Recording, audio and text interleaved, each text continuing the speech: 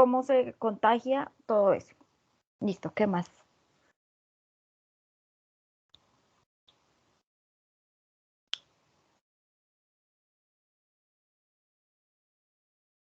¿No?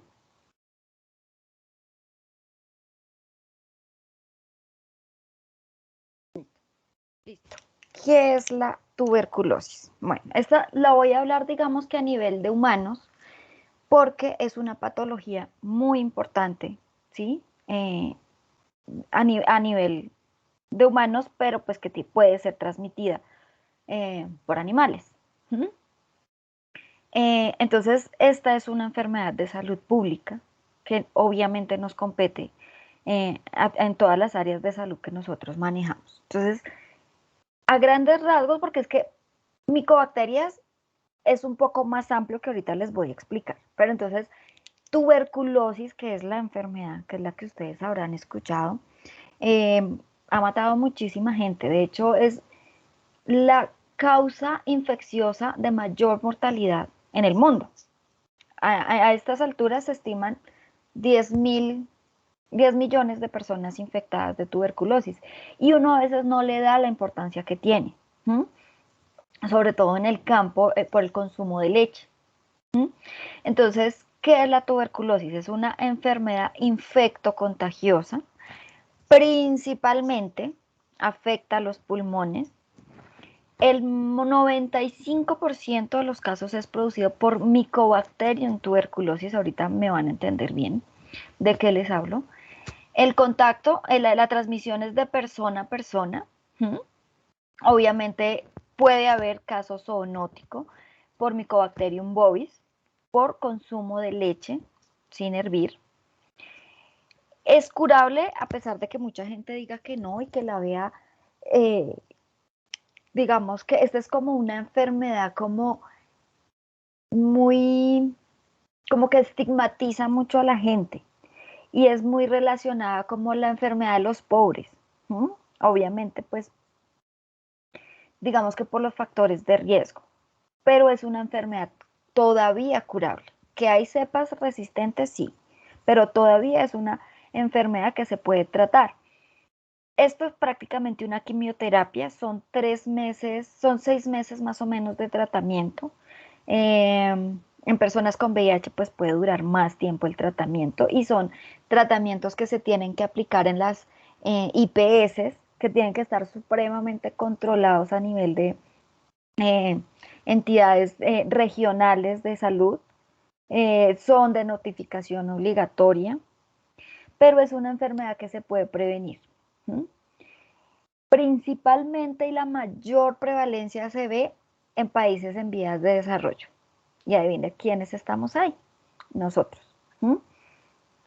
A nivel de Latinoamérica, Perú es uno de los que más prevalencia de tuberculosis tiene, porque es que ellos viven como hacinados realmente. Pero Colombia tiene bastantico. Venezuela era uno de los países que mejor trataban la enfermedad, tenían centros para tuberculosis como tal, eran excelentes a nivel de investigación y pues ahorita imagínense cómo están. Entonces volvieron a los brotes y todo. Y esta principalmente se transmite a personas que tienen los factores de riesgo, digamos que propios para el desarrollo. Entonces, ¿cuáles son los factores de riesgo para desarrollar tuberculosis? Hacinamiento, que son esas personas que viven 20 en un cuarto. Pobreza, no porque la gente sea pobre, sino sobre todo es por las condiciones, por ejemplo, de comida. Hay mucha gente que obviamente no les alcanza para comer ni siquiera las tres comidas diarias y pues obviamente es gente malnutrida. ¿Mm? Entonces, obviamente esa desnutrición hace que el sistema inmunológico se desgaste o se baje, se dañe y pues obviamente ella se va a aprovechar. Esta enfermedad, digamos que no es una oportunista como las que ya hemos visto, pero sí se aprovecha de un sistema inmunodeficiente. ¿Mm? Entonces, eso es uno de los factores de riesgo. Fumar es un factor de riesgo porque pasa cuando ustedes fuman, para los que fuman, pues obviamente van a ir dañando de a poquitos el pulmón, lo van negriando, lo van sensibilizando, lo van rompiendo. Entonces, ella le fascina vivir en ambientes ricos en oxígeno y a medida que el pulmón se va dañando, pues va creciendo esos poritos ahí, armándole camita al Mycobacterium. ¿Mm? Eh, pues la edad obviamente son factores predisponentes. El VIH, siempre se asoció la tuberculosis con el VIH porque resulta que la tuberculosis más o menos hacia los años 90 se había controlado. ¿Mm? Entonces no había mucho caso, no sé qué. Cuando hacia los años 90 empezó toda esta pandemia, sí, como pandemia de VIH, empezó la gente a presentar todo este tipo de síntomas, pues claro, resulta que la micobacteria tuberculosis se ama con el VIH y cuando están los dos, o sea, ellos es así como el amigo que es callado, pero le pone uno al otro amigo y se alborotan y hacen de las suyas, eso mismo pasa entre ellos dos. Ellos tienen como una sinergia y como ven amiguis, hagamos daños los dos. Y eso es uno de los principales factores de riesgos. Entonces, siempre que hay tuberculosis y uno ve otros así síntomas, le voy a hacer una prueba de VIH, porque normalmente nosotros podemos ser portadores de tuberculosis y en el momento en que se nos bajó el sistema inmunológico, pues ahí tuvimos nuestro gran problema. Bueno, Mycobacterium es un género bastante amplio, ¿sí? Eh, existen como dos tipos, no especies, sino son dos tipos, dependiendo como de sus características físico-químicas, patogénicas eh, y genéticas, ¿sí? Que hace que sean diferentes. Entonces, ustedes siempre van a hablar de micobacterias tuberculosas, que son las que me van a producir esa tuberculosis, y tuberculosis son tubérculos, literalmente, por eso se llama así, porque las lesiones presentadas en el pulmón se manifiestan como unos tubérculos, ¿sí? Como sí, como granulomas, bolitas, más o menos, por eso se llaman así. Y están las micobacterias no tuberculosas.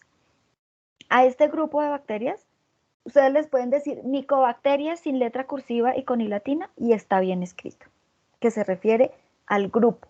Ellas tienen una clasificación un poco diferente por lo mismo, porque son tan parecidas física y genotípicamente, ¿sí? O sea, tanto fenotípica como genotípicamente, pero la patología que causa es diferente. Y obviamente, pues esta ha sido una de las bacterias más estudiadas a lo largo de la historia. Empezamos con Robert Koch, que fue como el primero que empezó a ver estos bacilos, ¿sí? Entonces, una de las características de estas, sean tuberculosa o no tuberculosa, es una bacteria intracelular obligada. O sea, ella solamente va a crecer dentro de una célula, preferiblemente el macrófago. Ella va a tener su afinidad por el macrófago. Otra característica que tiene, que esas ya las habíamos visto cuando hicimos la práctica, que son ácido alcohol resistentes. ¿Alguien se acuerda que es ácido alcohol resistente? Que eso lo hemos repetido hasta el cansancio.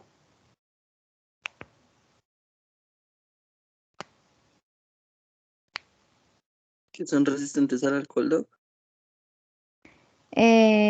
Sí, ¿en qué?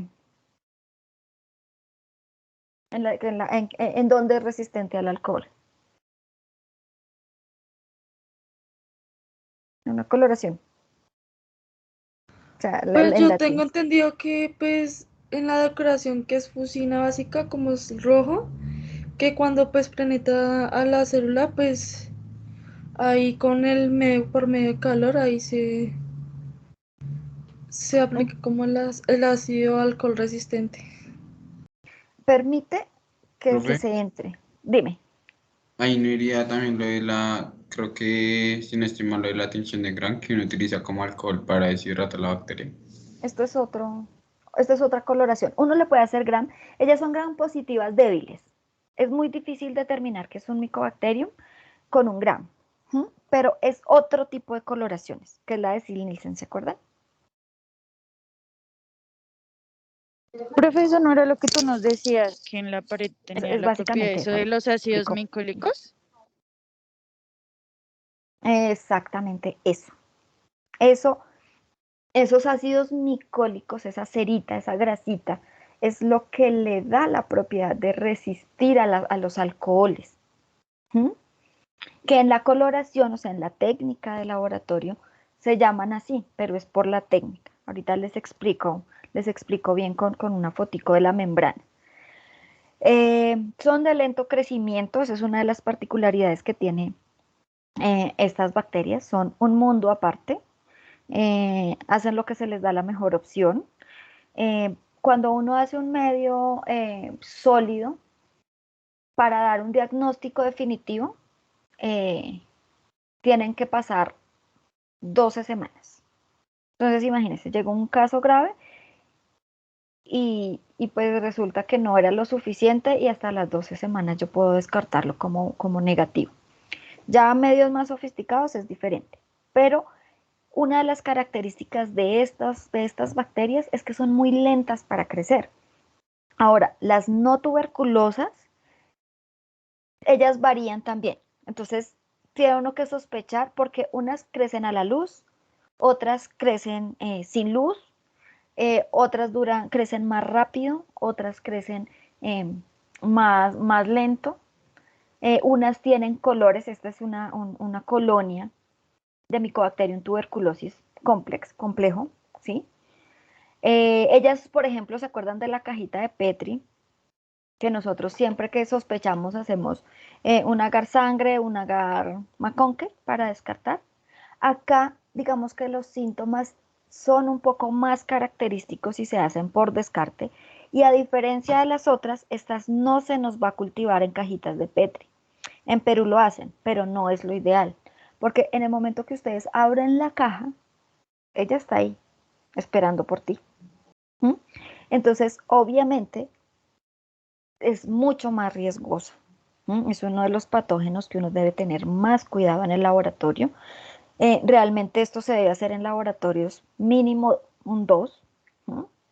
Un nivel de seguridad 2, que ya es eh, pues más estricto, sobre todo para las manipulaciones, porque pues una siembra uno la hace de un esputo. ¿Mm? Y acá, bueno, ahorita les muestro los tubos. Se siembran en tubos con agar, pero en tubos, no en placa. ¿Mm?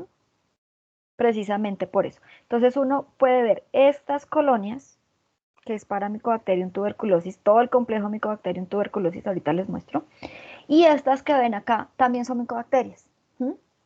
Pero si ven que son diferentes, entonces acá tienen un color y este color es apenas, uno las crece como y las forra como en aluminio o en algo que no les dé luz. Y al momento que uno las expone, entonces hay unas que ponen este color. Entonces ahí uno se puede guiar por una serie de parámetros. Entonces esta se llama Mycobacterium kansasi. ¿Mm? Y tiene ese color. Obviamente es difícil el diagnóstico de estas no tuberculosas. Es aerobia estricta, ella ama el oxígeno, ¿sí? Crece en sitios donde más oxígeno hay, por eso le gusta tanto el pulmón. No tiene flagelos, no es móvil, no es encapsulada, no tiene esporas. Uno diría, ve, esto es súper simple, causa bastante daño realmente. Y su pared es rica en lípidos. Entonces, esto es lo que le da como esa particularidad. Por un lado, para ayudar a que sea ácido alcohol resistente en la técnica, pero a su vez, al ser rica en lípidos, pues también le confiere una protección a la bacteria, ¿sí? A nivel pues del sistema inmunológico y todo. A la fecha se han descrito, pues ahí tengo 125 especies, pero realmente yo creo que ya van en más de 150. De las no tuberculosas, ellas son generalmente saprófitas, ellas están en el ambiente, ¿sí? Ellas están debajo de las piedras, ellas están en el agua, ellas están en cualquier parte, pero no causan enfermedad.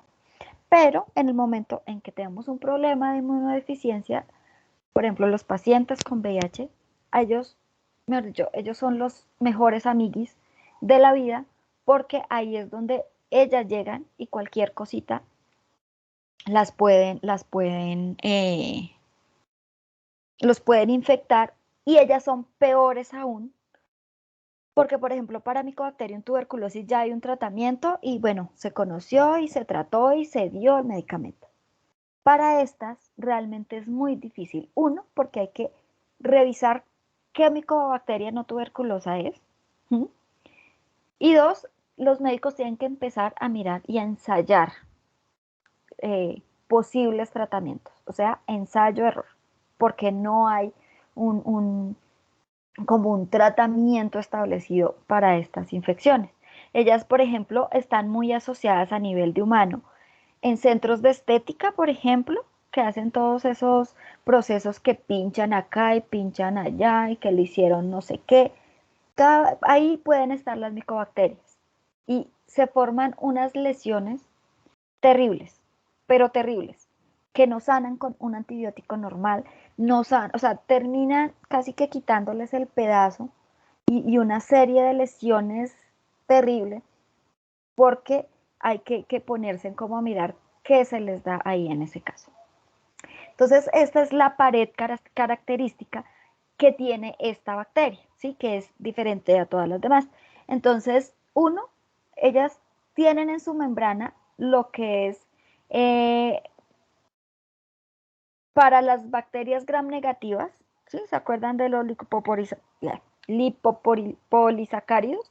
Que son los que le ayudan a las bacterias como a tener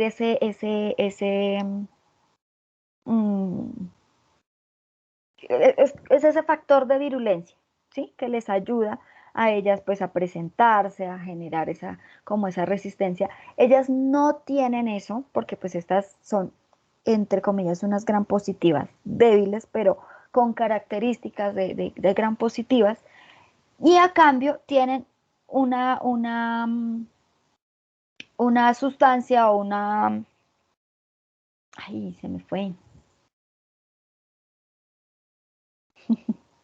una proteína plasmática, que es, pues uno lo conoce como LAM. Ustedes pueden ver pruebas de LAM que realmente son proteínas lipoarabinomanano, ¿sí? Esta es una de las características.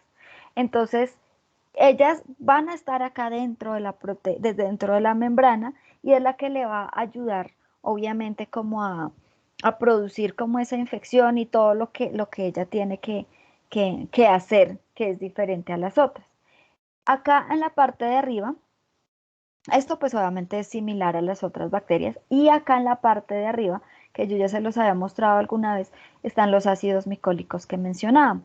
Entonces, estos ácidos micólicos básicamente lo que son es como una especie de grasa ahí, ¿sí? Es como si fuera una cera, así, imagínense una vela, una cera compacta. Entonces, pues obviamente esa grasita es lo que la protege también como de muchas cosas. Entonces, en el momento de hacer una coloración, que es la coloración de Sil-Nielsen, ¿no? O la coloración de ZN, por si no lo quieren mencionar, si no se aprenden todo, es con la fuchina al gram, pero no es otra coloración, pues uno la pone. Luego, acá empieza a emitir calor. Entonces, al emitir calor, pues como esto es una cera, se va a derretir. Entonces, esa fuchina va a entrar. Después de que yo hago eso, la voy a lavar, la voy a enfriar, y ahí sí voy a poner mi alcohol, que es alcohol cetona. Entonces, al poner ese alcohol, pues esto es una cera. La derretí con el calor, pero después le eché agua fría. ¿Qué pasó ahí? Esto se compactó, ¿sí?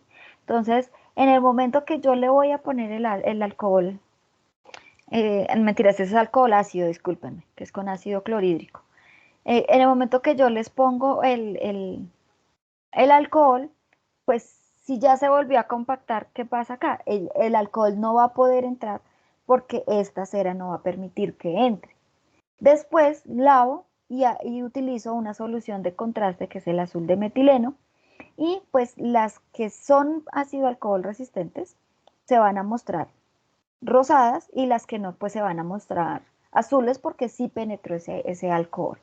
¿Sí? Y por eso son esas bacterias rosaditas que vemos y por eso es que se llaman ácido alcohol resistentes, porque por la técnica que yo tengo, esta capa de ácidos micólicos pues me ayudan a que se retenga ahí el colorante, ¿sí? Entonces, pues tanto el LAM como los ácidos micólicos pues proporcionan una alta resistencia a detergentes comunes, ¿sí? Lo mismo a los antibióticos comunes. A ellas no se les puede tratar con ampicilina, con tetraciclina, con todos estos antibióticos que uno conoce. A ellas hay que tratarlas, pues a las micobacterias no tuberculosas, perdón, hay que tratarlas con antibióticos específicos para ellas, que son pues obviamente antibióticos un poco mucho más fuertes. Y se aprovechan lo que les digo de la respuesta inmune del huésped. Este es el complejo que yo les había dicho, complejo en Mycobacterium tuberculosis. ¿Por qué se llama complejo? Resulta que a la fecha, aunque ahorita ya hay otras y quieren hacer más cambios, pero pues ya es bastante el enredo, pero más o menos a la fecha se han descrito, se han aislado 12 cepas diferentes de Mycobacterium tuberculosis. Resulta que ellas todas en su estructura genética son muy parecidas, o sea, es muy difícil decir que una es diferente de la otra, ¿sí? Pero resulta que la tuberculosis, pues propiamente es del humano. Existe un Mycobacterium africanum que solamente se ha aislado en pacientes de África. Está el Mycobacterium caneti que afecta a roedores, pero también afecta a humanos, pero pues se ha visto en animales. Está el Origis porque digamos que estos que tienen estos nombres así tan específicos, realmente es porque se han aislado en este tipo de animales. Y resulta que son igualitos. Entonces, estos, por ejemplo, que están acá con los asteriscos, se han descrito, pues las primeras descripciones y los primeros hallazgos fueron en estos animales, ¿sí? Pero también se han visto casos en humanos, que es, digamos, que la finalidad después de todo, que esté en los humanos. Este Pinipedi resulta que se encontró en América y también se encontró en África. Entonces se sospecha que este Pinipedi es, digamos que, uno de los primeros que se encontraron en América, porque prácticamente América llegó por los españoles. Era más una enfermedad europea, empezó en África, eh, empezó a migrar hacia allá y cuando hubo todo el cuento de la conquista, entre comillas, pues empezaron a aparecer los casos en América, pero resulta que en un estudio así muy evolutivo se dieron cuenta que este Pinipedi también estaba tanto en América como en Europa. Entonces probablemente ellos eran como ahí el transporte de ellos. ¿Quién nos importa o digamos está más asociado a nuestra producción? El Mycobacterium bovis, porque pues afecta al ganado bovino, ¿sí? Puede o no puede causar la enfermedad, también depende del sistema inmunológico, pero sí se transmite a través de la leche. Entonces es esa leche que, ay, venga, tome que está recién ordeñadita. Pues imagínense la cantidad de bacterias que hay, uno alrededor del ubre. Y dos, pues si tenemos Mycobacterium bovis, pues obviamente va a haber un contagio, una zoonosis y la enfermedad por Mycobacterium bovis es igual a la de Mycobacterium tuberculosis. Entonces, como estos son casi que iguales, decidieron darle el nombre al complejo Mycobacterium tuberculosis. Entonces, esta bacteria, a diferencia de las que nosotros hemos visto, ellas van a estar agrupadas en complejos. Entonces, ustedes van a escuchar los complejos. Ustedes no pueden decir a veces es tal cosa porque puede ser cualquiera. Bueno, pues acá en Colombia probablemente no vamos a encontrar un africano, a no ser que el paciente se haya venido para acá. Esta bacteria pues realmente es bastante amplia, aunque hay unas que son más específicas de regiones y que si se van de esa región a otra pueden llegar a ser más graves, ¿sí? Entonces, ella es un mundo aparte, es un mundo diferente y causa una enfermedad pues bastante grave y es una enfermedad que si no se trata pues puede ser mortal. Entonces acá pues obviamente vamos a tener un poco de contacto con bovis. Se estima una alta prevalencia de infección por bovis a estas alturas del partido, que no debería porque pues ya consumimos leche pasteurizada, porque ya nos han educado que tenemos que hervir la leche, pero aún se siguen presentando bastantes casos. Ahora, por el lado de las micobacterias no tuberculosas, ellas son más del medio ambiente, son más saprófitas. Ellas pueden estar en el agua, pueden estar en la tierra, dependiendo también eh, como la especie que lo esté causando. Entonces, por ejemplo, la Mycobacterium kansasi avium e intracelulares, ellas forman un complejo y este complejo se llama complejo Mycobacterium avium, que ese de pronto era al que se refería, creo que fue Karen la que dijo, que estaban como en el agua, que podía haber como ese tipo de infección. Entonces, efectivamente, ellas están a nivel acuático, son comunes, por ejemplo, en los peces, ¿sí? Y las personas más vulnerables pueden ser, por ejemplo, los pescadores, las personas biólogos marinos, las personas que están en contacto directo con el agua, con las lesiones con los peces que se pueden lesionar y pues ahí puede estar la bacteria y pues obviamente por el daño, por la laceración, hace que haya como esa infección. Puede que pase, que no pase a más de un rasguñito, de que se me puso rojito y ya, si el sistema inmunológico lo puede, digamos que contrarrestar, o puede convertirse en una tuberculosis pulmonar típica, en casos pues que haya diseminación, que haya más carga, que hayan problemas inmunológicos. Está esta escrofulación, esta se ha descrito en linfadenitis cervicales en los niños, generalmente son niños con problemas de inmunosupresión. El marinum afecta la piel, es muy parecido al avión y también está asociado incluso al mar, ¿sí? Con las personas. El Mycobacterium colombiense, que este fue descrito por la profesora Marta Murcia, ahí en la Nacional, que lo recuperó de un paciente VIH positivo. Ella esa muestra la tomó hacia los años 90 y algo.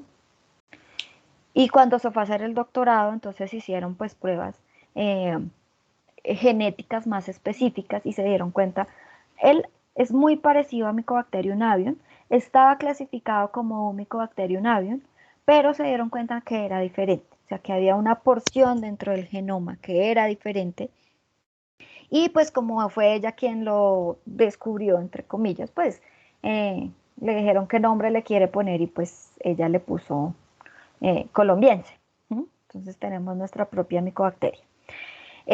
Estos que están acá, digamos que son bastante prevalentes o frecuentes en personas inmunosuprimidas. Puede uno encontrar cualquiera de ellas, las técnicas pues son bastantes y pueden producir daño principalmente pulmonares, pero en caso que haya daños o lesiones, pues también se pueden acomodar en cualquier parte. Estas son como otro tipo de Mycobacterium que hay, o sea, si ven, hay bastantes. Este intracelular y este avium son bastante parecidos, lo mismo este colombiense, eh, pero pues la lesión depende del lugar, del estado inmune y de la cantidad de Mycobacterium que hay. Entonces, lo que les decía, pues este es un complejo, acá están, que no los mencioné en la anterior, que se pueden encontrar. A veces en Colombia no hay, pero hay en otras regiones, o hay unos que hay acá en Colombia, pero no hay en otros sitios. ¿Mm? Obviamente, del colombiense se han reportado casos en Estados Unidos, creo que en Asia y si no estoy mal en Europa, ¿sí? De los estudios que se han hecho. Entonces, Mycobacterium tiene como un dueño, ¿sí? Que es el Instituto Pasteur, y él maneja pues todas las bases mundiales, todo lo que uno hace, todo lo que uno reporta, todo lo que uno obtiene, uno manda las bases de datos allá y allá le dicen, mire, usted tiene esto, tal cosa. Y cada uno es un cuento diferente. ¿Cómo es el ciclo de transmisión? Entonces, principalmente, y esto pues es de tuberculosis como tal, del complejo Mycobacterium tuberculosis, pues es por goticas, ¿m? Por aerosoles, al cantar, al toser, al estornudar, al hablar, así más o menos hagan de cuenta como lo que nos pasó con el COVID, es más o menos la misma transmisión. Entonces, se necesitan muy poquiticas partículas bacterianas o bacterias como tal, para producirse una infección. O sea, y entre más eh, tos tenga y entre más expectoración y entre más carga bacteriana tenga la persona que está tosiendo, pues obviamente eh, va a hacer un poco más de daño. Entonces, ¿qué pasa con esta bacteria? Que, por ejemplo, esta persona que está enferma, que tiene esos pulmones llenos de tuberculosis, tosió, no se tapó, lo que sea. Pasó una hora y llegó el amigo o llegó alguien a este sitio. Resulta que estas bacterias quedan suspendidas en el aire bastantes horas. Entonces, ahí quedan, yo llegué, aspiré ese aire y me contagié de la manera que uno menos sospecha. En el Transmilenio, en el servicio público, en el indigente, si se les acercan los indigentes, no es por discriminarlos para nada. Yo trabajé con ellos y me pareció muy chévere. Eh, pero, asimismo, como trabajé con ellos, sé que tienen muchísima infección por Mycobacterium tuberculosis, porque ellos tienen todos los factores de riesgos habidos y por haber. Entonces son prácticamente una bomba ahí de tiempo respecto a tuberculosis. Entonces, independiente de la forma, llegaron esos aerosoles a la persona y ellos se van a dirigir directamente a los alveolos pulmonares, ¿sí? Entonces, la primera línea de defensa que va a estar allí van a ser los macrófagos. Entonces, ellos van a llegar directamente a los macrófagos, ¿sí? Entonces, ya el macrófago los internaliza ya con su maquinaria y con todos sus procesos fagocíticos y todo, y viene y los guarda en el lisosoma. Entonces, cuando ya está ahí infectado el macrófago, pues obviamente ocurre todo el llamado celular, ¿sí? De las células T. Esto, como es una bacteria intracelular, va a tener una respuesta TH1 o TH citotóxica, ¿sí? Para intentar pues eliminar las células infectadas. Eh, entonces, adicional, no solamente van a llegar ellas, o sea, no van a llegar solo las T1, sino que van a empezar a llegar un pocotón de células más, que estos ya los hemos visto, sobre todo en algunos de los parásitos que nos producen esos granulomas. Entonces, digamos que este granuloma es una característica típica de las micobacterias, ¿sí? Eso lo hemos visto en parásitos, pero realmente no lo hemos visto en otras bacterias. Entonces, y es precisamente por esa respuesta eh, celular tan marcada, ¿sí? Porque pues obviamente están los macrófagos, eh, empiezan como esa parte necrótica y como de apoptosis, luego llegan como otro tipo de células que se llaman macrófagos epiteloides, y van formando ahí una carcelita ahí.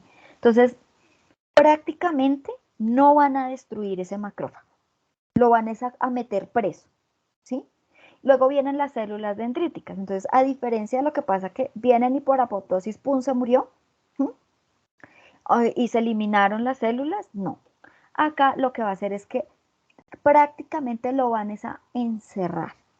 Y particularmente acá en esta parte va a quedar lo que se llama o se conoce como una tuberculosis latente. Si ven, no se eliminó, ni el macrófago se eliminó, ni la bacteria se eliminó.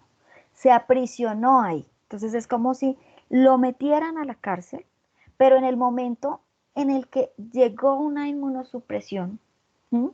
Pues obviamente, ¿qué pasa en una inmunosupresión? Todas las celulitas se van a morir, todas las células de defensa. Entonces, realmente van a morirse en acá y van a liberar esa cantidad de micobacterias. Entonces, realmente la pregunta que siempre se han hecho los investigadores ¿es una cárcel o es un penthouse para la micobacteria? Ahí está feliz, está comiendo, durmiendo y no haciendo nada. ¿Mm? Está ahí quietica, esperando en el momento en que el sistema inmunológico empiece a fallar para que esto se reactive. Entonces, muchas de las veces estas infecciones se producen, digamos que si estoy bien, si tengo una carga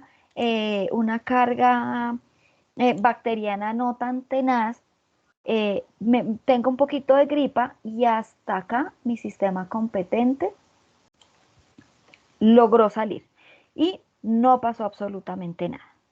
En el momento que pasa algo con el sistema inmunológico, esto, pues lo que les digo, se me va a romper y me va a producir la enfermedad, ¿sí? Entonces ya voy a ser esta persona que manifiesta la enfermedad. Entonces uno va a decir, ay, ¿y ahora yo cómo me contagié? Si yo no he salido, si he estado acá en cuarentena, si no sé qué.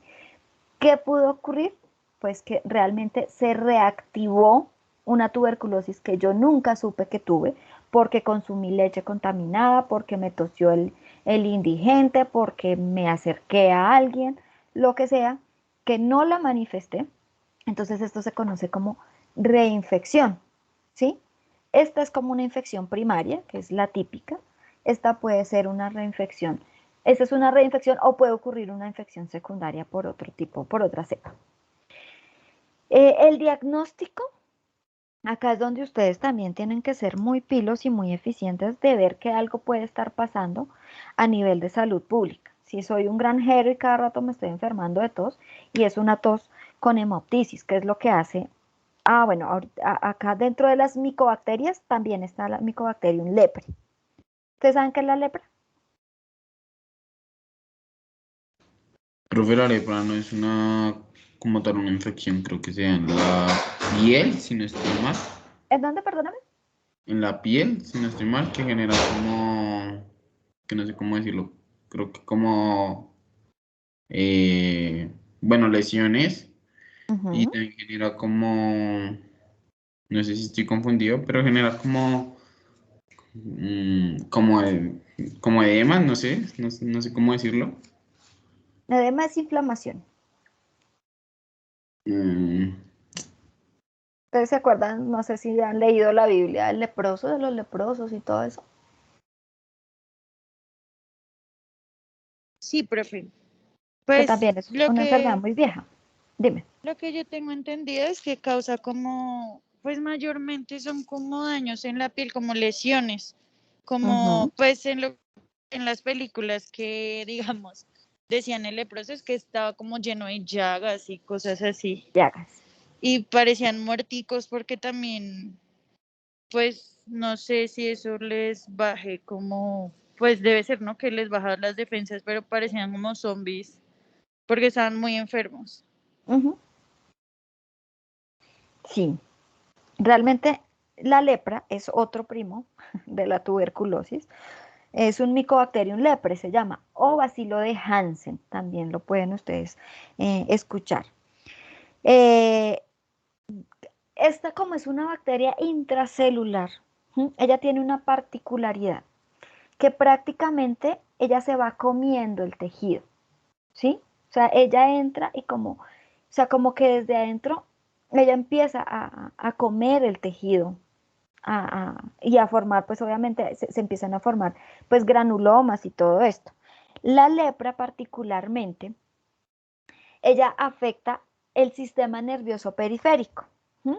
Que son pues como los que nos permiten los movimientos, esos nervios que están acá en la mano, en el codo, a nivel articular.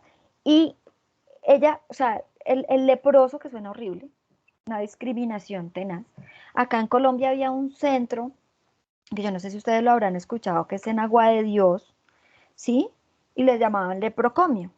Entonces, a nivel nacional, y eso hace muchos años, cuando se detectaba un caso de lepra, era como, adiós, despídase de su familia, no lo van a volver a ver nunca.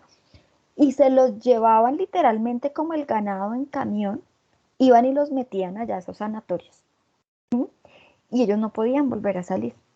Y pues obviamente mucha gente se moría y la forma de morir pues es más trágica porque empezaban a desmembrarse, ¿sí? Entonces la bacteria empieza con los nervios periféricos, ¿sí? Y entonces el daño se produce pues por dos razones. Una, porque la bacteria se come el nervio, ¿sí? Y obviamente se come la piel. Y dos, porque al ella dañar esos nervios, que son los que nos ayudan a la sensibilidad, a sentir el frío, el calor, lo suave, todo eso, pues entonces la gente particularmente, si tiene ese nervio dañado, pues coge el vaso hirviendo, ¿sí? Y no siente. Pero entonces el que no sienta no quiere decir que no le haga daño. Entonces, al coger, por ejemplo, la señora las ollas calientes, pues así no sienta, se quema. Se produce quemadura y daño del tejido. Entonces ellos van perdiendo los tejidos. La nariz, ellos se come la nariz, literalmente se traga todo esto. ¿Mm? Las manos empiezan por los dedos, empieza y se va cayendo, o sea, se cae el pedazo literalmente. O sea, puede estar la persona ahí con su lesión y ¡pua! O sea, literalmente se cae el dedo.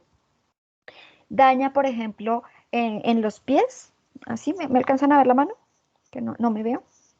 En esta parte que permite que uno pise y pueda hacer el movimiento de caminar. Ese nervio, ese ligamento, toda esa región que está ahí, ellos se la comen. Entonces el paciente queda así, con el pie, y no puede caminar porque no puede hacer esto. Entonces, ahí en Agua de Dios todavía está, hay dos centros, si no estoy mal, todavía de sanatorios para personas que aún conviven con lepra. Obviamente son personas que se infectaron hace mucho tiempo, pero que no salieron porque obviamente es supremamente contagioso, así como es la tuberculosis, la lepra es supremamente contagiosa también. Y son pacientes, yo fui como en el 2012, yo creo, impresionante. Allá la gente, pues hay unos que se mueven un poquito más, obviamente ya hay un tratamiento que se les da y por lo menos controlan, pero hay pacientes que solamente estaba el tronco, o sea, se les había comido los brazos, se les había comido las piernas, la nariz, o sea, realmente se vuelven como monstruos, o sea, es una cosa impresionante. Y a los animales también los afecta, obviamente no en ese grado o en esa proporción como tal, pero también puede afectar a los animales. Entonces, digamos que la particularidad de ese Mycobacterium es como esa capacidad que tienen de comer, ¿sí? De comerse el tejido donde infectan. Entonces, en el pulmón se ven focos, que son los granulomas, que son en una radiografía, por eso una radiografía es importante para este diagnóstico. Y se ven esos focos, pero si por ejemplo, en una necropsia o lo que sea, se ve el hueco en el pulmón. O sea, claro, ellas van carcomiendo y entre más hueco hagan en ese pulmón, pues ellas más van a poder respirar ahí tranquilamente. Entonces, por eso son esos esputos con sangre, ¿sí? Que son horribles, o sea, esos esputos que son, perdónenme, si ya desayunaron, lo siento, son esos esputos verdes, ¿sí? Porque hay mucha reacción celular ahí y tienen, o pueden tener pinta de sangre, o pueden tener casi que el chorro de sangre, porque como está destruyendo el pulmón, pues obviamente hay sangrado. Entonces, eso se llama hemoptisis y eso es lo que se va a manifestar. Y obviamente ya dentro de toda la sintomatología de la tuberculosis como tal, en los pacientes pues es sudoración excesiva, sobre todo por la noche, la gente se adelgaza, que incluso por lo menos en los bovinos, cuando ya la infección no está controlada, cuando ya hay enfermedad como tal, eh, son caquéxicos, pierden, o sea, todo el peso de la vida. Son animalitos que no se pueden mover. En los humanos es lo mismo, uno ve cómo se va deteriorando cada paciente y si no se trata, pues definitivamente el paciente se va a morir, ¿m? Porque ella sigue causando y causando y causando daño. Entonces, eso a nivel de tuberculosis, que es la más grave. A nivel de las no tuberculosas, pues obviamente ya depende de la especie como tal que, a la que estamos enfrentándonos. Entonces, si es el avium, en los peces pues se produce, en las aves se produce pues a nivel un poco más de granuloma. ¿Mm? La vez pasada nos llegó una paloma con un granuloma, pues no tuve los primers para hacerlo, pero sí le quería hacer porque sospechamos pues de una no tuberculosa. Eh, y pues obviamente, eh, dependiendo como de los síntomas, pues obviamente eh, va uno a determinar como las regiones y uno puede empezar a sospechar. Para el diagnóstico de la lepra, no hay un cultivo, o sea, a la fecha lepra no se ha podido cultivar, se han hecho ensayos con armadillos, inyectando el armadillo, infectándolo y que crezca ahí dentro del armadillo, ¿sí? Pero no se ha podido cultivar, es más chinchosa.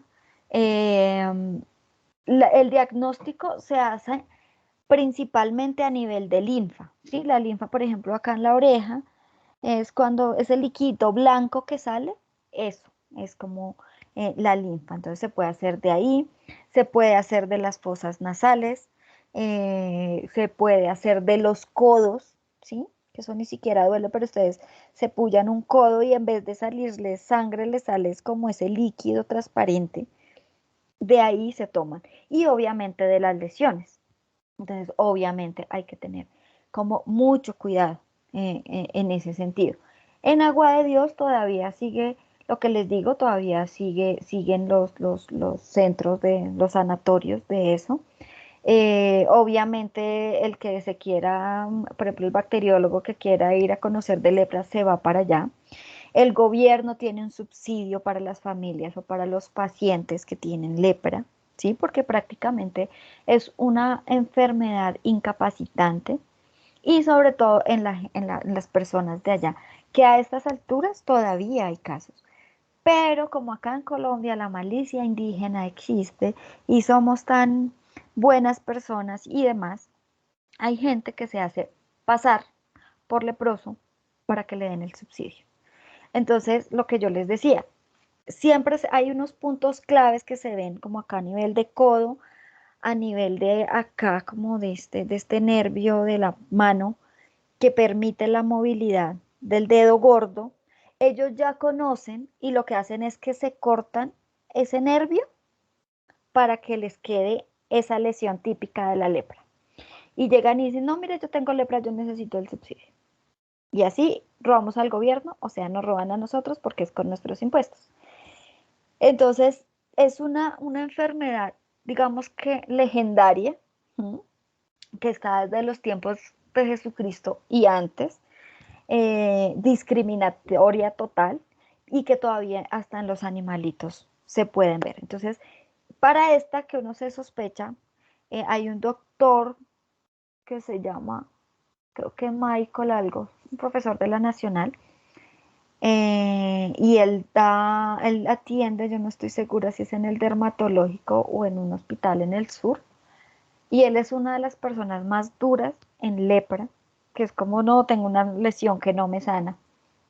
Vaya a ver, hágase una ZN, una vaciloscopia de esto, y probablemente es lepra. ¿Mm?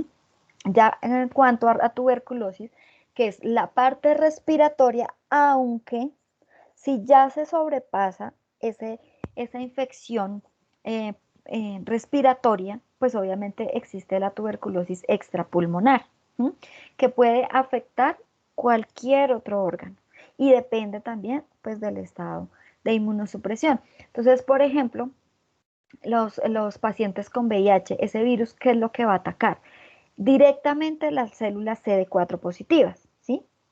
Entonces, al no haber CD4 positivas, haber una aberración en la presentación o en la presencia o en la cantidad de CD8 porque se descompensa esa relación, esta bacteria se aprovecha y no hay esos CD4 que ayuden a controlarla y divinamente salen del pulmón. ¿Cómo pueden salir del pulmón? De muchas maneras. Ya los hemos visto, por ejemplo, con los parásitos. Les da tos, les salen acá todas las flemas y se las comen. Entonces ahí va a pasar por toda la parte gastrointestinal y ahí pueden haber focos a nivel del esófago, a nivel del intestino, a nivel de cualquier vía, digamos que respiratoria. Pueden migrar por sangre y puede haber una infección que es común también en septicemias por tuberculosis. Pueden irse a nivel de ganglios y entonces tuberculosis ganglionar, donde se forman pues obviamente esas cosas así gigantes, pinchan, se ve la secreción horrible y cultivo y baciloscopia con 1.000.000 de esas bacterias.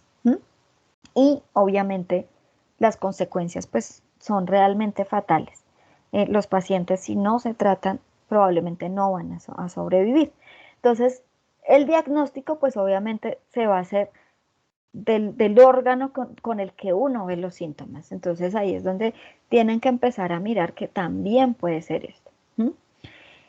Lo que les decía pues es detección latente, que hay opciones para verla, que esa se hace en el brazo, que es la prueba tuberculina. Yo supongo que ustedes la han escuchado. Si ustedes se quieren ir del país a estudiar, por ejemplo, a Estados Unidos, allá les van a exigir, y más a ustedes como veterinarios, le van a exigir una prueba de tuberculina o una prueba de cuantiferón, que esta es similar a una ELISA, y es que inyectan un antígeno, un pedazo de proteína de una Mycobacterium bovis que alguien hizo, lo inyectan en el antebrazo, así como la prueba de penicilina.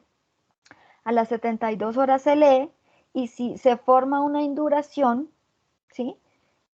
Quiere decir que uno tiene tuberculosis latente, o sea que en algún momento estuvo expuesto al bacilo y el organismo ya lo reconoce. Si no tiene nada, hay dos posibilidades: que definitivamente no haya contacto o que definitivamente es un paciente con VIH que ni siquiera tiene una respuesta inmune para verse. O sea, vi pacientes VIH positivos con una tuberculosis, o sea, casi que se le veían los bacilos bailando ahí por el frente. Y la tuberculina negativa, pero es porque no hay respuesta. Y ya digamos que la que más nos interesa, y obviamente a nivel también veterinario, pues es la detección de tuberculosis activa, ¿sí?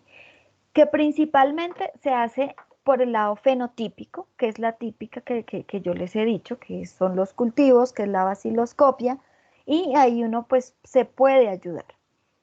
Cuando uno ya tiene la experticia y el ojo entrenado, uno puede sospechar de una tuberculosis a una no tuberculosis. Generalmente las tuberculosis son bacilos un poco más alargados, un poco más grandes. Las no tuberculosas pues son bacilos más pequeñitos, pero pues obviamente es muy difícil decir como sí, tal cosa, y ya tiene uno que ver muchísimo. Puede haber coinfección con varias cepas de tuberculosis como tal, con una tuberculosa y una no tuberculosa, con una tuberculosa y dos tuberculosas. Entonces, le pueden dar a uno como esos resultados súper extraños, pero que pueden pasar, porque esta no es una infección que me genere una inmunidad como tal, sino que permite, o sea, el organismo permite que se infecte con cualquier cosa, ¿sí? Y hasta que uno, pues obviamente ya haga estudios de genotipificación más avanzados, es que uno se da cuenta que hay coinfecciones. Entonces, en esto, pues obviamente es lo que les digo, se puede uno demorar muchísimo tiempo, pero existen todo lo molecular, ¿sí? Que es lo que yo siempre les he dicho. Acá hay de todo, acá sí hay muchos kits. Hay la PCR in-house, que es la que uno hace. Hay pruebas, esta por ejemplo le ayuda a uno hasta para los, em, los antibióticos, que son la rifampicina y isoniazida, que son como los de primera línea, los que se les van a dar a los pacientes. Esta que es una PCR en tiempo real y lo único que uno hace es poner a derretir la muestra y ya la pone ahí y hace maravillas. Y esta particularmente es una prueba in-house, o sea, caserita, que uno pone todo y ayuda a identificar las 150 especies de tuberculosis no, de Mycobacterium no tuberculosis. Y pues obviamente esto, bueno, ya son pruebas de genotipificación, que es lo último que uno hace para saber exactamente de quién estamos hablando. Les hablaba de la bioseguridad de este patógeno con la que hay que tratar esto. O sea, todas las bacterias tenemos que tener nuestra bata, tenemos que tener nuestros guantes, gorro, polainas. Bueno, para esto nosotros tenemos que trabajar con estos tapabocas. Ahorita pues fueron un poco más conocidos por la cuestión de COVID. Antes eran, digamos que, más extraño uno verlos, ¿sí? N95, que no tenga un filtro menor. Trabajar en cabina de bioseguridad, preferiblemente. Si son pruebas básicas, o sea que de un esputo, de una leche, siembro, puede utilizar un mechero, pero si yo voy a hacer el resto de pruebas, tiene que ser en una cabina de bioseguridad. Básicamente, así tiene uno que vestir. O sea, para mí no fue nuevo, por ejemplo, lo de COVID, porque pues yo ya hacía esto, ya me vestía así para trabajar con tuberculosis y era más exagerada aún, porque me ponía una bata encima y otra debajo y doble guante y de todo. Que no le quede a uno un milímetro descubierto porque la bacteria puede quedar ahí. Si yo, por ejemplo, no me pongo acá los guantes bien y me quedo esto descubierto, yo puedo pasarme la mano así y adivinen qué puede estar pasando. Con 3 bacterias ya es suficiente. Entonces, los cuidados, la bolsa roja, el hipoclorito es el mejor amigo de uno, la luz ultravioleta, el sitio es totalmente hermético, nadie puede entrar. Yo de por sí soy cansona que cada esfero está en su sitio, pues obviamente acá es peor. O sea, si el esfero entró ahí, el esfero ya no va a volver a salir. Si hay cuadernos ahí, los cuadernos ya no pueden volver a salir. ¿Sí? Porque el problema no soy solo yo, sino que yo me lo puedo estar llevando en la bata, me lo puedo estar llevando en el esfero, me lo puedo estar llevando en el celular. Acá es prohibido totalmente el celular. ¿Sí? Porque pues obviamente el riesgo es bastante amplio. Entonces, casos, por ejemplo, de veterinarios, casos de médicos que infectan a los hijos porque se llevó la bata ahí en el carro toda cochina. Entonces, acá hay que tener muchísimo cuidado. Estas son las baciloscopias, ¿se acuerdan lo que nosotros habíamos hablado? Ustedes ya conocen más o menos la lámina, ahora se hace más o menos así. Se colorea similar a lo que ya lo habíamos visto en la práctica. Se reporta de esta manera, lo que uno vea por campo, ¿sí? Mínimo debe uno analizar 100 campos microscópicos, o sea, poner el ocular y cambiar, eso es otro cambio, si cambio, eso es otro campo, cambio, otro campo, y así mínimo 100 veces, y contar los bacilos que realmente uno ve por campo. ¿Mm? Esto suena loco, suena loquísimo, ¿no? Yo como va a ver 1 a 9 en tremenda cantidad. Se puede, y más cuando uno ya tiene el ojo bastante entrenado, es más fácil. Estas son coloraciones reales, esto es lo que uno ve, ¿sí? Estas son el resto de células eh, que uno encuentra pues a nivel, digamos que eh, respiratorio, ¿sí? Las muestras no son nada chéveres. Y esto es en el mejor de los casos. Estos pacientes se van a llamar multibacilares porque pues va a tener muchos bacilos por ahí. Si ustedes los ven, ellos están ahí andando. Estas son de mis láminas, son reales. Pero después puede ver esto, o puede ver esto, o esto, o esto. Este fue un paciente que tenía esto, nada más. ¿Sí? Y como eran pacientes con VIH, o un bacilo, ¿no? Pero pues, un bacilo. Al mes, ese señor estaba hospitalizado. ¿Mm? Porque en un mes, con un sistema inmunológico tan deficiente, pues esto que estoy viendo acá se me puede convertir en esto. ¿Mm? Entonces, estos son las ganglionares que yo les digo, que son de secreciones de los ganglios, o sea, se inflama, pero además se llena de esa materia, de esa secreción. Y esto es lo que se ve. Esto es un ganglionar y esto creo que es un psoas, que es, o sea, impresionante. O sea, este paciente era una cosa impresionante. Los medios de cultivo, lo que yo les decía, estos medios de cultivo son diferentes. Acá no se puede hacer con, o no se recomienda hacer con caja de Petri, precisamente porque al destaparla, pues van a salir volando muchos más aerosoles y el riesgo de contagio va a ser diferente. Estos medios de cultivo también tienen otras cosas diferentes. Entonces, el más utilizado es uno que se conoce como OK o Ogawa-Kudo, y están a base de huevo. Los medios tienen huevo. El huevo lo necesitamos pues porque tiene muchos nutrientes y ellas, a pesar de lo infecciosas que son bastante chinchosas. Y digamos que mejor es este, que es el LJ o el Lowenstein Janssen, el Ogawa-Kudo, Stoner Brink. Este Stoner Brink es especial para Mycobacterium bovis. A pesar de que Mycobacterium bovis es tan parecido y está dentro del grupo del complejo de Mycobacterium tuberculosis, resulta que él no crece en este y sí crece en este. Entonces es una forma de diferenciarlo, porque si no es mucho más complicado lograr diferenciarlo.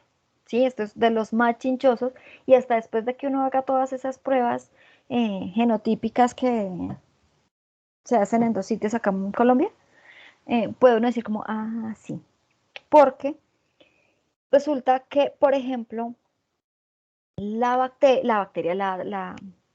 vacuna que a nosotros nos inyectan cuando nacemos, que es la BCG, que es para prevenir la tuberculosis, que realmente la previene, lo que previene es una tuberculosis cerebral en niños menores de 5 años. ¿Mm?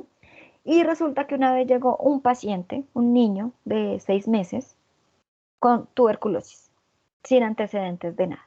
O sea, ni los papás, nadie tenía antecedentes. El niño con una tuberculosis totalmente marcada. En la secretaría obviamente no dieron con qué eran. Lo remitieron al laboratorio de micobacterias ahí de la Universidad Nacional. Y resulta que con una de las pruebas que después se las mostraré, se dieron cuenta que era bovis. Y el único contacto que tuvo este niño fue la vacuna. Fue un niño que nació con una inmunosupresión tenaz, con defectos en el sistema de complemento.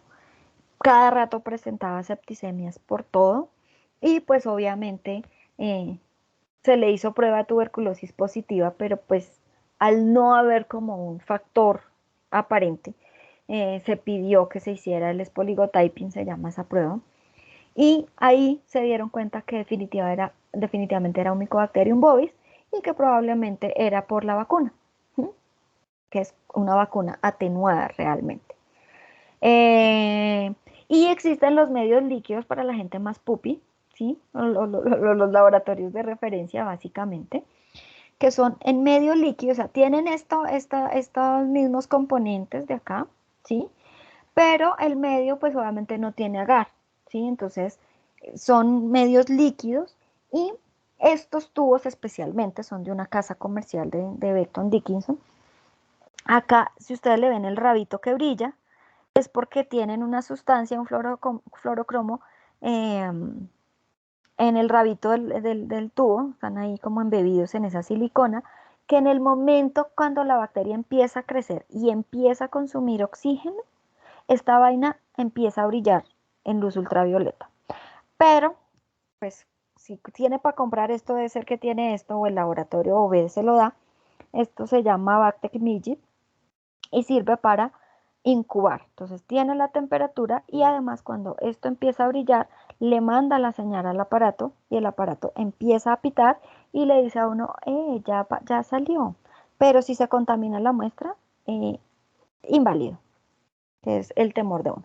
Existen también los hemocultivos son diferentes, no es un hemocultivo normal, son hemocultivos enriquecidos, son los mismos que se utilizan para criptococos, y pues obviamente una vez crece en el hemocultivo, uno tiene que hacer, independiente de donde crezca, tiene uno que hacer nuevamente un gram para confirmar que sí sea, un gram no, perdón, sino un ZN para confirmar que sí sea un ácido alcohol resistente y no estamos hablando de una contaminación.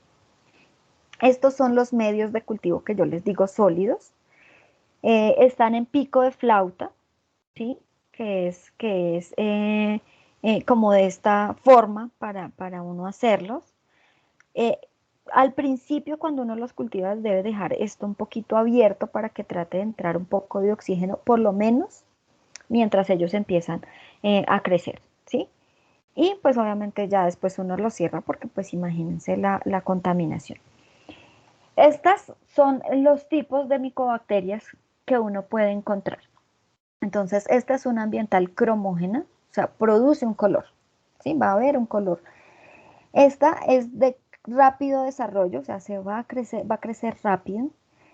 Esta es de lento desarrollo, ¿sí? Entonces, esta va a salir en 1 o 2 semanas, esta se va a demorar unas 4 o 5 semanas. Y esta es la colonia típica de un Mycobacterium tuberculosis. O sea, ellos tienen como esta propiedad de crecimiento. Entonces uno ya ve estas colonias y uno, pero es del complejo, uno no puede decir esta. Esta es en el crecimiento en medio líquido.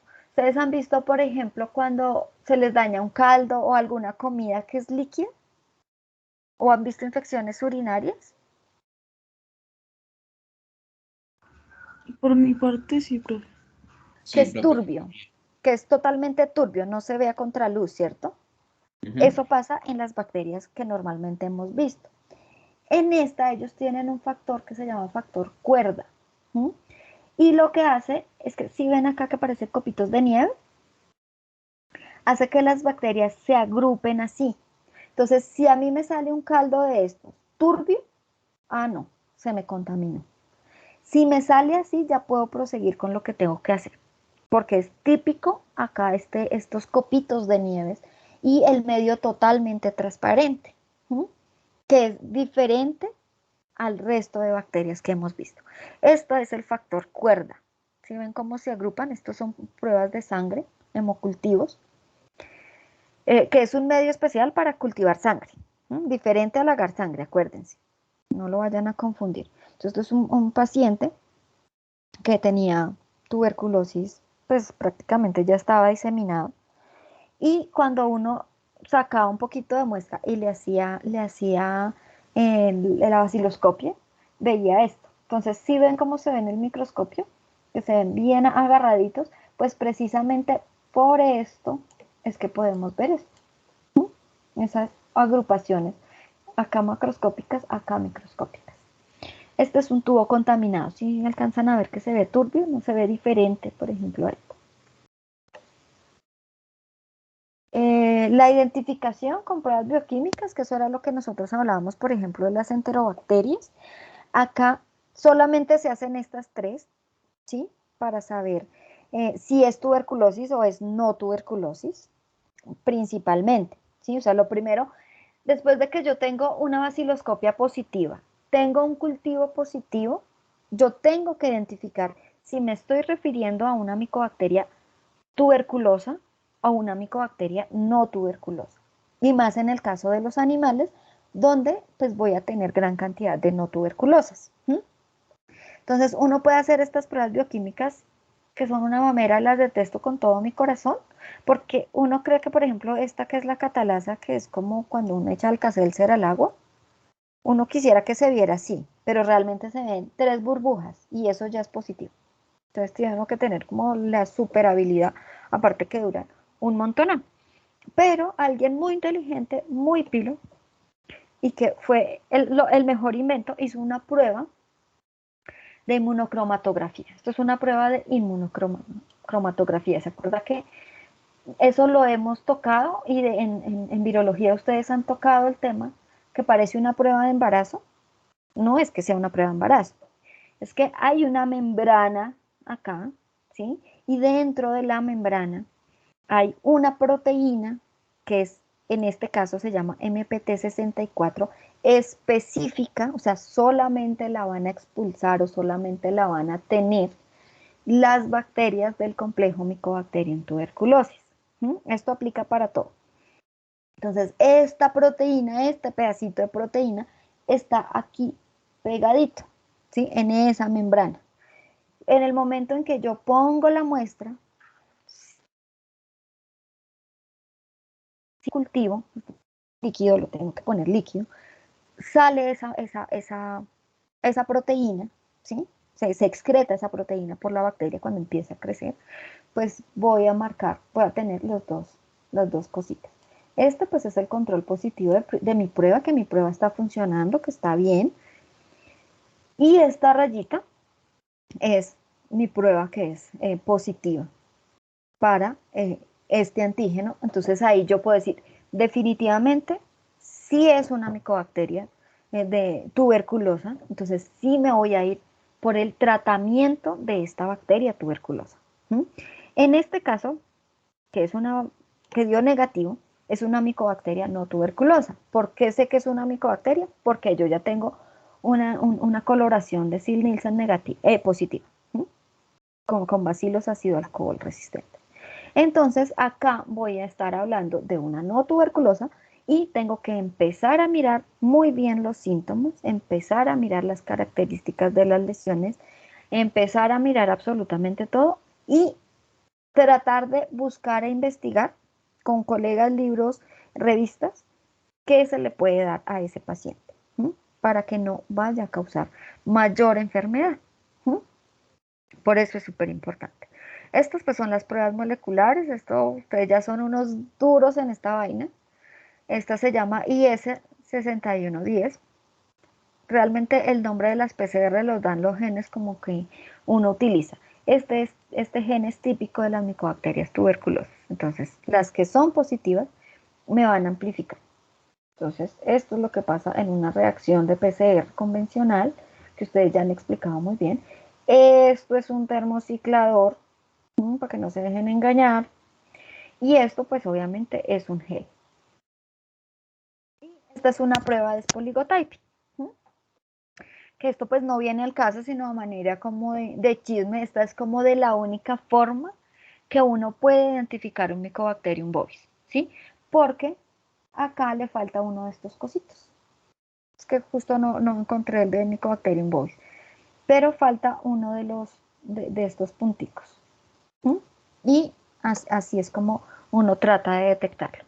Bueno, pues esto es como a nivel epidemiológico, lo que les decía. Realmente tuberculosis es una infección que no se ha ido, es una enfermedad que no se ha ido, es una enfermedad que está ahí, que todo el mundo ignora, pero que realmente está muy presente. A nivel suramericano, Ecuador, Perú y Bolivia tienen una alta carga, y pues principalmente, adivinen quién, África, que es como dentro de los más sufridos, África y la India. Entonces, en India los niveles de tuberculosis son impresionantes y la gente es tan sucia que en los buses hay canequita para toser y escupir. Imagínense, imagínense, o sea, qué asco, con razón. ¿Mm? Obviamente en Colombia hay bastante, hay mucho más que por ejemplo en Estados Unidos. Por eso en Estados Unidos, si uno se va a ir a trabajar allá, le controlan bastante el ingreso, ¿sí?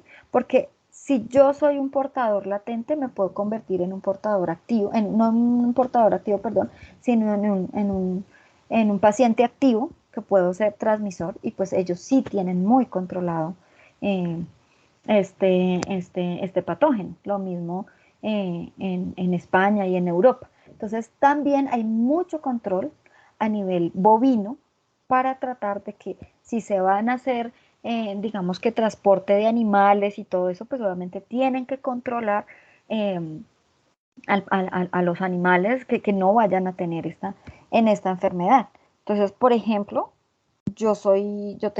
a mí la prueba me salió positiva, pero pues imagínense, yo trabajando con tuberculosis, pues antes no. Entonces, probablemente Generalmente si uno se va, por ejemplo, para Estados Unidos, supongamos, me voy, me aburrí de ustedes porque ya me sacaron la rabia y me estudiaron y me fui a vivir a Estados Unidos y me voy a trabajar allá. Me van a hacer la prueba. Probablemente pues va a dar positiva, esa no me va a cambiar.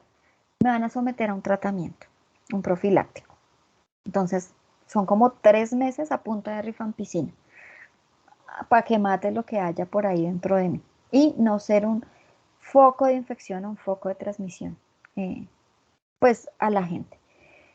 Obviamente cobra importancia cuando estamos hablando de pandemias o de agentes que me ayudan, como por ejemplo en el VIH. Pero entonces siempre va a estar ahí y ahí es donde ustedes también van a tener que tener bioseguridad, cuidados para que no haya como más transmisión. Ya son las 10, entonces quedamos acá y la otra semana hablamos de ya los otros temas. ¿Listo? No alcanzamos al caso. La otra semana exponemos los dos.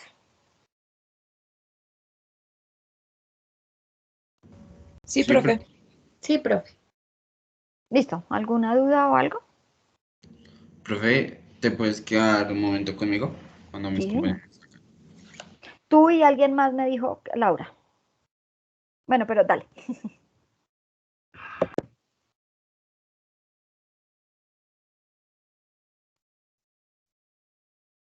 Chao, profe, gracias. Bueno, que estén Chao, bien. profe, gracias. Chao. Gracias, profe, buen día. Bueno.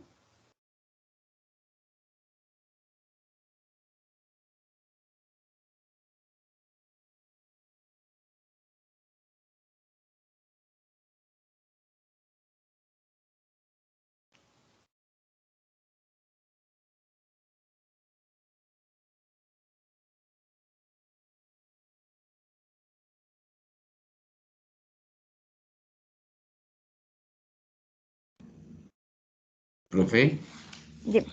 es que era para pedirte, bueno, como un tipo de tutoría, es que a nosotros nos correspondió el grupo del Labrador Retriever, el de 5 años. Entonces nosotros ya empezamos a buscar los posibles diagnósticos. Entonces nosotros los posibles diagnósticos siempre cogemos virus, pues parásitos y bacterias. Ujú. Y la profe Susana nos dijo que virus no había, pues para ese tipo de casos. Entonces nosotros como que tratamos de buscar bacterias y parásitos, pero pues casi no se encuentran. Encontramos muy pocos, encontramos leishmaniasis cutánea, teníamos sarna ¿Suena caro? Ujú. y teníamos estafilococos, pero pues no sabemos si como tal eso sirvan. Y a ver si tú nos podías hacer el favor, nos podrías dar como más opciones, pues para nosotros mirar y entre el grupo empezar a sacar conclusiones. Ujú. Bueno, nosotros hay un tema que no hemos visto, que es el que vamos a empezar, pues este corte, que son los hongos, ¿sí? Que ellos son, digamos que los más productores de lesiones en piel. Entonces pueden, pues ya la otra semana yo creo que ya empezamos a ver como hongos de los que producen eso. Está bien lo que ya averiguaron, de, por ejemplo, los estafilococos, pues que ellos son muy característicos o eh, tienen mucho tropismo hacia la piel. Obviamente los ácaros, ¿sí? Tienen que revisar mucho sobre todo lo del mal olor, ¿sí? Pues generalmente cuando hay otitis se produce mal olor, pero de pronto podrían mirar quién de todos les produce más mal olor, por ejemplo. ¿Mm?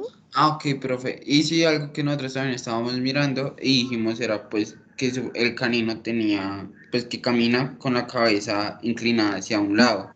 Ujú. Entonces no sabemos si eso lo genera la misma otitis o ya lo genera, digamos, como tal una sintomatología de un parásito, una bacteria como tal. No, independiente es más un signo por el mismo dolor que se produce en la otitis. Entonces uno que cuando tiene otitis, ¿qué duele? Pues va a doler todo esto, pero sobre todo va a tender a doler hacia adentro, hacia el canal auditivo, ¿sí? Entonces, cuando a ti te duele algo, ¿tú qué haces? Tú cambias de posición. ¿Mm? Entonces, el hecho de quedarse así es como para contrarrestar un poquito como ese dolor, y eso lo hemos visto en parásitos, en ácaros. ¿Se acuerdan el ácaro que le salió en el parcial, por ejemplo? Eh, puede ser eso. O sea, el solo hecho que haya esa inflamación y ese dolor da como esas características. Ah, ok, profe. Entonces, digamos, estaría como los estafilococos, algunos ácaros, podemos seguir buscando bacterias y otros tipos de parásitos, y también buscamos como tipos de hongos. Sí, no pues los hongos son sobre todo a nivel superficial, ¿sí?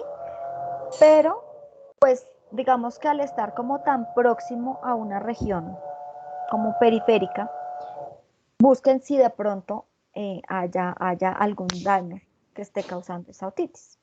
Ah, ok, profe. Sí, entonces, digamos, yo hablaría con ellos y no sé si al final al cabo, pues, pues nosotros por lo general siempre como que tratamos de la sintomatología más similar al, al escenario problema. Entonces, Ujú. pues yo creo que también se podría hacer como un tipo de coinfección, también se podría, como digamos de hongo sin parásito, hongo y una bacteria, ya que los hongos son Puede nuevos. ser, puede ser que haya ahí ese tipo de coinfecciones. Tendrían pues que mirar, y lo que les digo, pues este ya es un caso específico de canino, pero si ustedes van a ver, pues esto va a ser a los clínicos que se vayan por pequeños, eh, va a ser pan de cada día. Uno eso tiende a ver qué está causando esa otitis. Entonces ustedes se pueden meter, por ejemplo, en PubMed, ¿sí? ¿Se acuerdan esa base de datos que yo les conté?